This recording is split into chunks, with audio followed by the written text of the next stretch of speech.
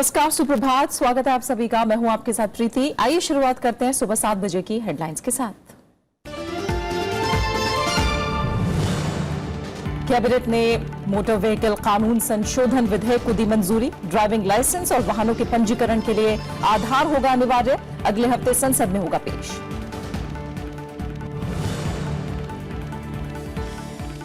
नए वित्तीय वर्ष का आगाज। बजट में प्रस्तावित सभी तरह के टैक्स होंगे लागू। रेल टिकट पर सर्विस चार्ज की छूट। पेट्रोल ₹3.77 और डीजल ₹2.91 सस्ता। 8 मुख्य उद्योगों की ग्रोथ में भारी गिरावट। फरवरी में 1% पर पहुंची वृद्धि दर। कच्चा तेल, गैस, उर्वरक और सीमेंट उत्पादन पर बुरा असर।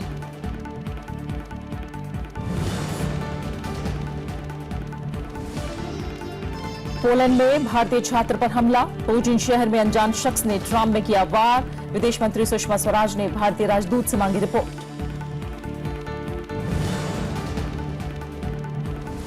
और India open super series tournament के सेमीफाइनल में पीवी सिंधु, क्वार्टर फाइनल में साइना नेहवाल को सीधे सेटों में 21-16, 22-20 से दी मात। दक्षिण कोरिया की सोंग जी ह्यून से मुकाबला आज से शुरू होने वाले नए वित्तीय वर्ष में कई बड़े बदलाव होने जा रहे हैं। रेल टिकट पर सर्विस चार्ज कम होने से टिकट की बुकिंग सस्ती हो जाएगी। नए वित्तीय वर्ष में अगर आप घर खरीदने का प्लान कर रहे हैं तो इस साल आपको फायदा होगा, क्योंकि बजट में सरकार ने लोगों को सस्ते मकान उपलब्ध कराने के लिए होम लोन पर ब्याज पर छूट की घोषणा की थी। आज से सिर्फ लाभ वाले फैसले ही लागू नहीं होंगे, बल्कि कुछ ऐसे फैसले भी हैं जो जेब पर भारी पड़ सकते हैं। इसके बैंक में एक महीने में सिर्फ 3 बार ही पैसे जमा कर सकते हैं। अगर 3 से ज्यादा बार डिपॉजिट करने पर हर बार ₹50 शुल्क के तौर पर देना होगा। इसके साथ ही अब बैंक अकाउंट में न्यूनतम बैलेंस रखना अनिवार्य होगा। ऐसा नहीं करने पर जुर्माना लगाया जा सकता है। वहीं आज से नकद लेन देन की सीमा 3 लाख से घटाकर 2 लाख कर दी गई है। शुक्रवार को कैबिनेट की बैठक में कई अहम फैसले लिए गए हैं। लंबे वक्त से लंबित पड़े मोटर व्हीकल बिल को शुक्रवार शाम कैबिनेट ने मंजूरी दे दी। बिल में रोड सेफ्टी और ड्राइविंग लाइसेंस सिस्टम में कई बड़े बदलाव किए गए हैं। बिल को अगले हफ्ते संसद में लाया जा सकता है। इस बिल में रोड सेफ्टी पर सबसे ज्यादा फोकस किया गया है। इसके अलावा सरकार ने नई मेगा पावर पॉलिसी को मंजूरी दे दी है, जो आने वाले दिनों में बिजली की कीमतों को कम करने में अहम भूमिका निभा सकती है। मेगा पावर प्रोजेक्ट्स को पूरा करने की अवधि 60 महीने से बढ़ाकर 120 महीने कर दी गई है। इस तरह से इन्हें 5 साल की जगह 10 साल तक कर राहत मिलेगी। इसके अलावा बैठक में न्यू यूरिया पॉलिसी में संशोधन को मंजूरी दी गई है। यह संशोधन यूरिया प्रोडक्शन के लिए सब्सिडी जारी रखने की खातिर किया गया है। वहीं कैबिनेट ने HMT वॉचेस लिमिटेड के बेंगलुरु और तुमकुर स्थित 208.35 एकड़ की जमीन को भारतीय अंतरिक्ष अनुसंधान संगठन को देने के प्रस्ताव को भी मंजूरी दे दी है। दूसरी तरफ heavy engineering corporation limited HEC की खाली पड़ी 675.43 एकड़ जमीन झारखंड सरकार को हस्तांतरित करने की अनुमति दे दी है। केंद्रीय मंत्रिमंडल के इस फैसले के बाद HEC को करीब 74.98 करोड़ रुपए जुटाने में मदद मिलेगी। Today, as the positions stand out of the 9 set of rules, the original 5 which we had approved have been corrected in terms of the amendment and brought in consonance with the Act. Those now become final, and the 4 new rules have been tentatively approved, will be put in public domain, and in the next meeting will be taken up for consideration. नए वित्त वर्ष में सरकारी तेल कंपनियां आम आदमी के लिए राहत लेकर आई हैं।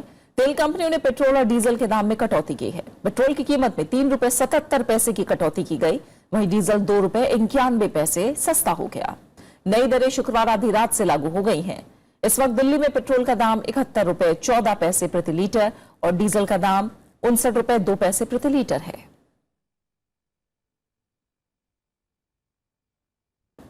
फरवरी में 8 मुख्य उद्योगों की वृद्धि दर में भारी गिरावट आई है। वृद्धि दर गिरकर 1% पर पहुंच गई है। पिछले साल फरवरी में यह दर 9.4% थी। पिछले 1 साल में कोर सेक्टर का सबसे निचला स्तर है। इस साल जनवरी में यह उद्योग 3.4% की दर से बढ़े थे। इस दौरान कच्चे तेल, प्राकृतिक गैस, रिफाइनरी उत्पाद, उर्वरक और सीमेंट उद्योग का प्रदर्शन निराशाजनक रहा। वहीं कोयला और इस्पात सेक्टर की ग्रोथ रेट सकारात्मक रही। कोर सेक्टर का कुल औद्योगिक उत्पादन में 38% का योगदान है। पुराने नोट बदलने की समय सीमा कल खत्म हो गई। नोटबंदी के दौरान देश से बाहर रहे भारतीयों को 31 मार्च तक का वक्त मिला था, लेकिन हजारों की संख्या में लोग अभी भी आरबीआई के बाहर अपनी गाढ़ी कमाई के पुराने नोट बदले जाने की आस में हैं। 100 साल की गुलाबो देवी की आंखों में आंसू हैं। वो 10,500 रुपए बदलवाने के लिए हाथरस से दिल्ली पहुंची थीं, लेकिन यहाँ निराशा हाथ लगी। दिल्ली के संगम विहार से आई राम बेटी भी 4,500 रुपए बदलवाने के लिए रात से लाइन में लगी हैं। राम बेटी के घर में एक शादी है, लेकिन राम बेटी जैसे हजारों लोगों को निराशा हाथ लगी। कई लोग सैकड़ों किलोमीटर का सफर तय करके देश के दूसरे राज्यों से यहाँ पहुंचे, पर निराश हुए। पड़े रह गए। अब लड़की की शादी 28 तारीख की, तो उसमें लेकर अब देखा तो हमें तो दुख होता है। तो 4,500 रुपये कोई ज्यादा भी नहीं हम पे। तो तारीख है, स्कूल छुट्टी भी है, उस हिसाब से यहाँ बच जाएगा। आने के बाद पता चला है सिर्फ IR वाले का बजेगा, हम लोगों का नहीं बजेगा। आम लोगों के लिए पुराने नोट बदलने की समय सीमा 30 दिसंबर तक ही थी, लेकिन 31 मार्च तक की मियाद नोटबंदी के दौरान देश से बाहर रहे लोगों के लिए थी। लंदन में सेटल हो चुके NRI मान सिंह भी अपना पैसा नहीं बदलवा पा रहे। लेकिन ये लोग नहीं बता रहे। फिर इन लोग ने बोला कि नोटबंदी 31 को 29 को होएगी, मार्च को उधर चेंज हो जाएगा। आरबीआई और सरकार से लोग नाराज हैं। उनका कहना है कि प्रधानमंत्री ने खुद मार्च तक पैसे बदले जाने की बात कही थी। अब लोगों को सुप्रीम कोर्ट से उम्मीद है। कोर्ट ने केंद्र सरकार से पैसे बदलने के मामले में जवाब मांगा है। 31 मार्च बीतने के साथ ही वो समय सीमा खत्म हो गई, जिसमें नोटबंदी के दौरान देश से बाहर रहे भारतीय अपने नोट बदलवा सकते थे। लेकिन उन हजारों लोगों की जद्दोजहद अब भी जारी है, जो कि अपनी छोटी मोटी बचत को बचाना चाहते हैं। अब इन आम लोगों की एक ही उम्मीद सुप्रीम कोर्ट पर है कि शायद उन्हें एक विंडो ऐसी मिल जाए जहां वो अपने पुराने नोट बदलवा सकते हैं। दिल्ली में कैमरा श्यामलाल के साथ पंचानन मिश्रा, राज्यसभा टीवी। राज्यसभा में शुक्रवार को समाजवादी पार्टी सांसद विशंबर प्रसाद निषाद ने बुंदेलखंड के किसानों के कर्ज माफी के लिए गैर सरकारी संकल्प पेश किया। इस पर सरकार ने भरोसा दिलाया कि वो परेशान किसानों की मदद की कोशिश कर रही है। समाजवादी पार्टी सांसद विशंबर प्रसाद निषाद ने गैर सरकारी संकल्प के जरिए बुंदेलखंड के किसानों के लिए सरकार से 50,000 करोड़ रुपए के पैकेज की मांग की। फसलें न होने से किसान परेशान है, आमदनी का कोई और जरिया न होने से लोग या तो गांव से पलायन कर रहे हैं या फिर सरकारी योजनाओं के तहत कर्ज ले रहे हैं। कर्ज न चुका पाने के कारण किसान आत्महत्या के लिए विवश हो जाता है। तकरीबन सभी दलों के सांसदों ने बुंदेलखंड के किसानों की हालत पर चिंता जाहिर की। सरकार को कोसने की बात नहीं कहेंगे, हम सभी लोगों की सम्मिलित जिम्मेदारी होनी चाहिए कि हम सभी लोग मिल करके बुंदेलखंड के विकास के संदर्भ में सोचें।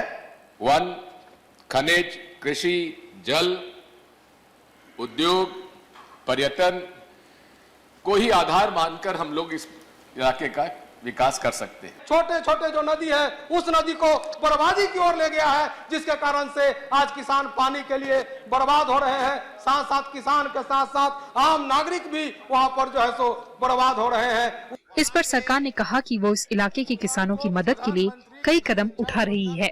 वहां के किसानों को अच्छे बीज मिले, अच्छी टेक्नोलॉजी की जानकारी मिले, इसके लिए भी हमारे विभाग की ओर से पूरी कोशिश की जा रही है। इसके बाद सदन की कार्यवाही अगले बुधवार तक के लिए स्थगित कर दी गई। विशाल दहिया के साथ कृति मिश्रा, राज्यसभा टीवी। कांग्रेस उपाध्यक्ष राहुल गांधी ने आरोप लगाया है कि केंद्र सरकार किसानों की आवाज नहीं सुन रही है। उन्होंने कहा कि प्रधानमंत्री नरेंद्र मोदी की जिम्मेदारी है कि वो किसानों की मदद करें। राहुल गांधी दिल्ली के जंतर मंतर में कर्ज माफी की मांग को लेकर धरना दे रहे तमिलनाडु के किसानों से कल मुलाकात करने गए थे। दिल्ली के जंतर मंतर में धरना दे रहे तमिलनाडु के किसानों को कई राजनीतिक दलों का समर्थन मिल रहा है। शुक्रवार को कांग्रेस उपाध्यक्ष राहुल गांधी भी प्रदर्शन कर रहे किसानों से मिलने पहुंचे। राहुल गांधी ने आरोप लगाया कि केंद्र सरकार गरीब और किसानों की अनदेखी कर रही है। इनकी आवाज न हिंदुस्तान की सरकार न हिंदुस्तान के प्रधानमंत्री सुन रहे हैं। पिछले 3 सालों में 1,40,000 करोड़ रुपया 50 हिंदुस्तान के सबसे बड़े उद्योगपतियों का माफ किया है। इनकी क्या गलती है? इनकी क्यों नहीं मदद हो रही है? इनका कर्जा माफ क्यों नहीं हो रहा है? डीएमके नेता कनिमोझी ने भी किसानों से मुलाकात की। उन्होंने कहा कि तमिलनाडु में किसानों की हालत खराब है, लेकिन केंद्र सरकार उनकी गुहार नहीं सुन रही है। DMK has been raising this time and again in the parliament, but there's no assurance from the central government that the loan will be waived. It's just not only Tamil Nadu, it's all over India that the farmers are in such a plight, but the central government is not responding to it. पिछले कई हफ्तों से दिल्ली के जंतर मंतर पर तमिलनाडु से आए करीब 200 किसान धरने पर बैठे हैं। तमिलनाडु के क्षेत्रीय दलों समेत कई पार्टियों के नेता इन किसानों के समर्थन में पहुंचे। संसद में भी कई बार ये मुद्दा उठ चुका है। किसानों का प्रतिनिधिमंडल कई केंद्रीय मंत्रियों और राष्ट्रपति से मिल चुका है, लेकिन सरकार की ओर से कोई ठोस आश्वासन नहीं मिला है। किसान चाहे सहकारिता बैंक से ऋण लेता हो, चाहे किसी बैंक से, उसको ये राज सहायता 5% भारत सरकार के खजाने से, 4% किसान को लगता था। कई राज्य सरकारों ने अपने राज खजाने से देना शुरू किया है। किसानों का दावा है कि इस साल तमिलनाडु में 400 से ज्यादा किसानों ने आत्महत्या की है। कर्ज माफी और मुआवजे की मांग को लेकर ये किसान शरीर पर आधा कपड़े पहने और हाथ में मानव खोपड़ी लिए धरने पर बैठे हैं। किसानों ने मांगे नहीं माने जाने तक प्रदर्शन जारी रखने की बात कही है। तमिलनाडु के साथ ही महाराष्ट्र और दूसरे कई राज्यों में किसानों के कर्ज के बोझ के चलते आत्महत्या करने की खबरें आई हैं। Mohammad Fatih Tipu, Rajya Sabha TV. Calcutta high court के न्यायाधीश CS Without hearing my say, the honorable judges passed that impugned order, which is against the principle of natural justice, against the prime articles 1421 of the Constitution. सुनवाई के दौरान शीर्ष अदालत ने जस्टिस कर्णन से पूछा कि क्या वो बिना शर्त माफी मांगना चाहते हैं। साथ ही क्या कर्णन अपनी वो शिकायत वापस लेना चाहते हैं जिसमें उन्होंने जजों के खिलाफ आरोप लगाए हैं। जस्टिस कर्णन ने इन सवालों का सीधा जवाब नहीं दिया। उन्होंने भेदभाव और सामाजिक बहिष्कार जैसे आरोप लगाए। Honorable judges violated the principle of natural justice and the prime articles 1421 of the Constitution. As such, the honorable judges functioning and operating judicial power with malafide intention, besides possessing vengeance against a Dalit judge. Supreme court ने 10 मार्च को justice Karnan के खिलाफ जमानती warrant जारी किया था। कर्णन के पेश नहीं होने के बाद ये कदम उठाया गया था। इसके बाद पश्चिम बंगाल के GDP ने जस्टिस कर्णन के घर जाकर वारंट तामील कराया था। Bureau report, Rajya Sabha TV. Supreme court ने हाईवे पर शराब दुकानों से जुड़े नियम में राहत दी है। 20,000 तक की आबादी वाले इलाकों में अब 500 मीटर की जगह 220 मीटर के दायरे में शराब की दुकानें नहीं होंगी। यह आदेश सिक्किम, मेघालय और हिमाचल प्रदेश में भी लागू होगा। कोर्ट ने 15 दिसंबर 2016 को हाईवे के 500 मीटर के दायरे में शराब दुकानों पर पाबंदी लगा दी थी। कोर्ट ने साफ किया कि जिन शराब कारोबारियों को लाइसेंस 15 दिसंबर 2016 के निर्णय से पहले मिला है, वो 30 सितंबर तक दुकान चला सकते हैं। बाकी अन्य को 1 अप्रैल से दुकानें बंद करनी होंगी। आय से अधिक संपत्ति के मामले में हिमाचल प्रदेश के मुख्यमंत्री वीरभद्र सिंह को अदालत से झटका लगा है। दिल्ली हाईकोर्ट ने मामला खत्म करने वाली मांग वाली उनकी याचिका खारिज कर दी है। सीबीआई ने यह मामला दायर किया है। दिल्ली हाईकोर्ट ने हिमाचल हाईकोर्ट के उस आदेश को खत्म कर दिया जिसके तहत गिरफ्तारी, पूछताछ और आरोप पत्र दायर करने पर रोक लगाई गई थी। गुजरात में गौहत्या के लिए 10 साल से आजीवन कारावास तक की सजा हो सकती है। गुजरात विधानसभा ने कल इससे जुड़ा संशोधन विधेयक पारित कर दिया। अब गुजरात देश का पहला ऐसा राज्य बन गया है जहां गौहत्या पर उम्र कैद की सजा होगी। नए कानून में जुर्माना राशि को दुगना कर दिया गया है। गौहत्या पर 1 लाख से 5 लाख रुपए जुर्माना होगा। गौ मांस बेचने और रखने पर 10 साल की सजा का प्रावधान है। बिल गौहत्या के लिए अधिकतम सजा इस बिल में 10 साल रखी गई थी, लेकिन गृह राज्य मंत्री प्रदीप सिंह जडेजा ने इसे आजीवन करने का प्रस्ताव रखा जिसे मंजूर कर लिया गया। चुनाव आयोग ने तमिलनाडु के पूर्व मुख्यमंत्री ओ पनीरसेल्वम को कारण बताओ नोटिस जारी किया है। निर्वाचन आयोग ने ओ पनीरसेल्वम खेमे को उसके चुनाव चिन्ह बिजली के खंभे को कथित रूप से अन्ना द्रमुक के मूल चुनाव चिन्ह 2 पत्तियों की तरह पेश करने के लिए कारण बताओ नोटिस जारी किया। अन्ना द्रमुक की वीके शशिकला खेमे में शिकायत में आरोप लगाया था कि पनीरसेल्वम खेमा मतदाताओं को गुमराह करने के लिए अपना चुनाव चिन्ह बिजली के खंभे को अन्ना द्रमुक के मूल चुनाव चिन्ह की तरह पेश कर रहा है। इसके बाद आयोग का यह नोटिस सामने आया है। नोटिस जारी करने से पहले आयोग ने खुद भी जांच की थी। चेन्नई के आर के नगर विधानसभा उपचुनाव के लिए अन्ना द्रमुक खेमों को अविभाजित पार्टी के प्रतीक चिन्ह 2 पत्तियों के इस्तेमाल से रोकने के बाद चुनाव पैनल ने विरोधी अन्ना द्रमुक खेमे को नए चुनाव चिन्ह जारी किए थे। आयोग ने इस मामले में 3 अप्रैल तक जवाब देने को कहा है।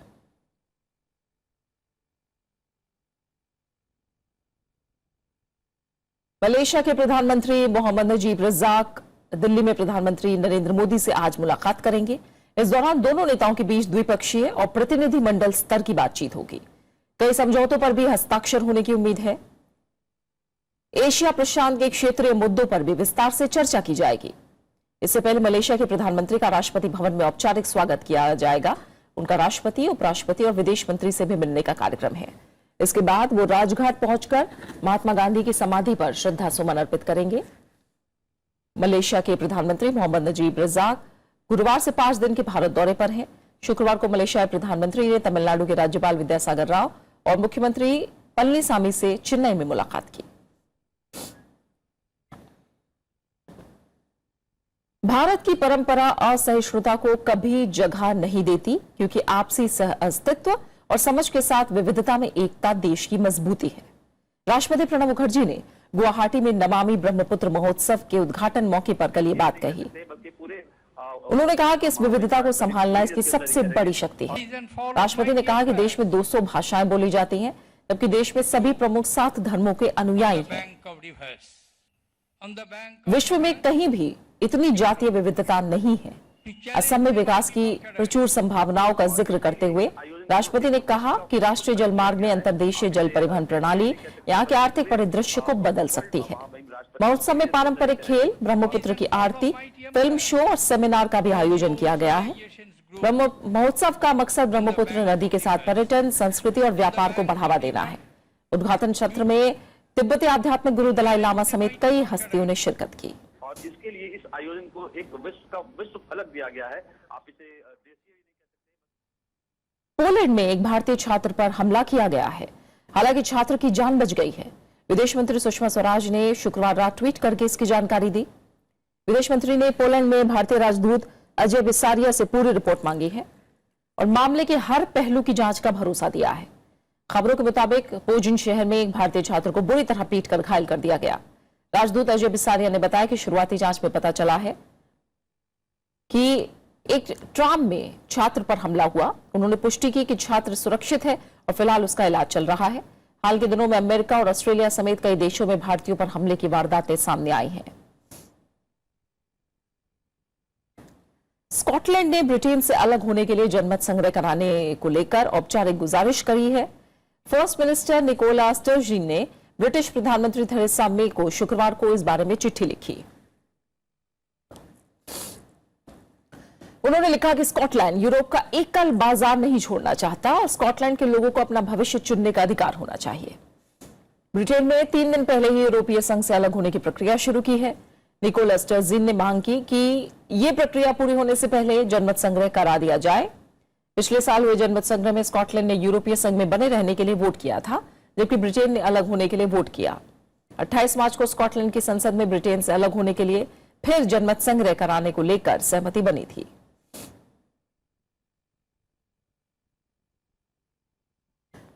पाकिस्तान के कबायली इलाके में कल आतंकी हमले में 24 लोगों की जान चली गई। परशिनार इलाके में इमाम बारगाह के बाहर एक आतंकी ने खुद को उड़ा लिया। हमले में करीब 100 लोग जख्मी हुए हैं। इमाम बारगाह व्यस्त बाजार में है।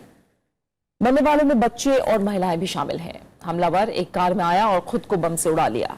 घायलों में कई की हालत गंभीर है। सुरक्षा बलों ने इलाके को घेर कर जांच शुरू की है।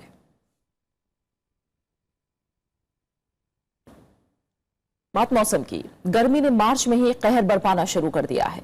10 से ज्यादा राज्यों में लोग झुलसने वाली गर्मी से बेहाल हैं। महाराष्ट्र में गर्मी से 2 लोगों की मौत की खबर है। बीते कुछ दिनों में कई शहरों में तापमान ने पिछले सभी रिकॉर्ड तोड़ दिए हैं।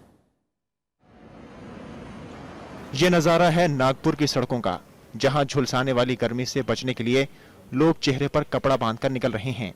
शुक्रवार को नागपुर का अधिकतम तापमान 44 डिग्री दर्ज किया गया। कुछ ऐसी ही हालत महाराष्ट्र के दूसरे शहरों की भी है। विदर्भ इलाके के अकोला में भी इतना ही तापमान दर्ज किया गया, जो औसत तापमान से 5.3 डिग्री ज्यादा है। एकदम यानी गर्मी इतनी बढ़ गई है कुछ दिनों से, उसकी वजह से घर से बाहर निकलना मुश्किल होता है। घर से निकलो तो एकदम पानी पानी जी और पूरा पसीना पसीना हो जाता है। उसके वजह से ऐसे लगता है कि यानी 12 बजे के बाद घर से निकलो ही नहीं। देश के दूसरे हिस्सों में भी कुछ ऐसा ही हाल है। दिल्ली में बीते हफ्ते 4 दिन में 13 डिग्री सेल्सियस तापमान बढ़ा और 7 साल का रिकॉर्ड टूट गया। तो बीते सोमवार को राजस्थान के बाड़मेर में तापमान ने 70 साल का रिकॉर्ड तोड़ दिया।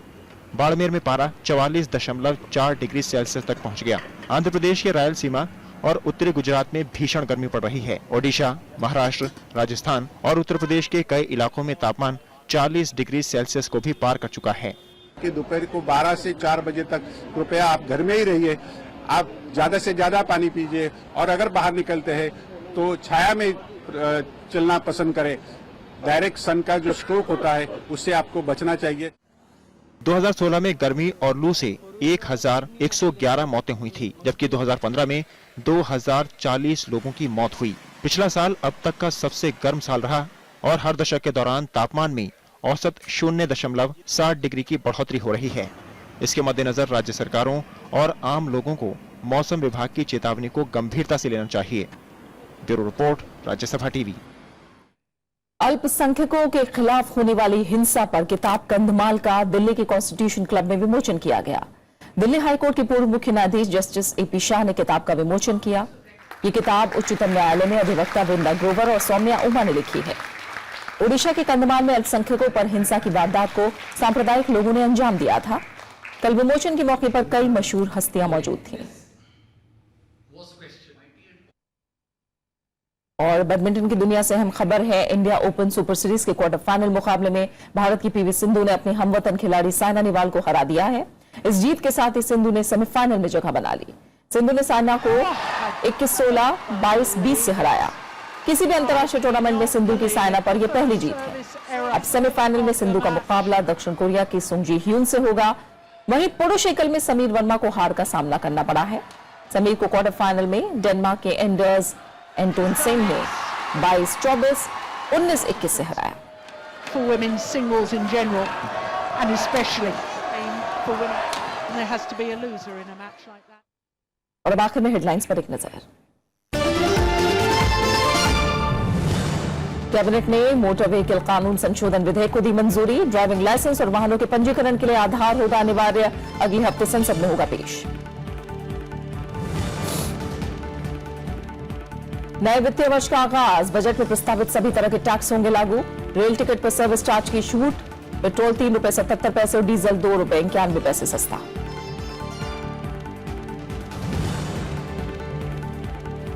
आठ मुख्य उद्योगों की ग्रोथ में भारी गिरावट। फरवरी में 1% पर पहुंची वृद्धि दर। कच्चा तेल, गैस, उर्वरक और सीमेंट उत्पादन पर बुरा असर।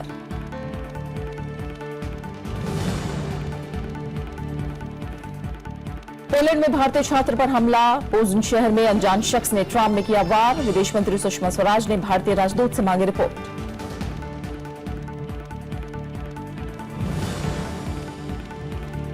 और India open super series tournament के सेमीफाइनल में PV सिंधु, क्वार्टर फाइनल में साइना नेहवाल को सीधे सेटों में 21-16, 22-20 से दी मात। दक्षिण कोरिया की सुंग जी ह्यून से मुकाबला आज। और फिलहाल खबरों में इतना ही। आगे देखिए देश देशांतर। नमस्कार।